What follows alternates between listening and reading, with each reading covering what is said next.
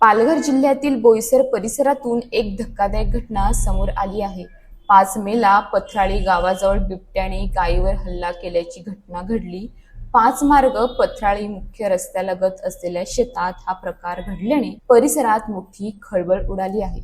स्थानिक नागरिकांनी दिलेल्या माहितीनुसार बिबट्याने अचानक हल्ला करत गायीला ठार केल्याची शक्यता व्यक्त केली जात आहे। घटनेनंतर परिसरात बिबट्याचे दर्शन झाल्याने ग्रामस्थांमध्ये भीतीचे वातावरण निर्माण झाले आहे। विशेषतः शेतकरी व जनावरे पाळणाऱ्या कुटुंबामध्ये चिंतेचे वातावरण आहे। गेल्या काही दिवसांपासून पथराळी आणि आसपासच्या गावांमध्ये बिबट्याच्या हालचाली वाढल्या असल्याचे नागरिक सांगत आहेत। याआधीही जनावरांवर हल्ल्याच्या काही घटना घडल्या असून त्यामुळे लोकांनी रात्री बाहेर पडणे टाळण्यास सुरुवात केली आहे। काही ठिकाणी लहान मुलांना एकटे सोडले जात नसल्याचे दिसून येत आहे। मात्र अद्याप बिबट्याला पकडण्यासाठी वन विभागाने ठोस उपाययोजना करण्यात आल्या नाहीत असा आरोप स्थानिकांकडून करण्यात येत आहे।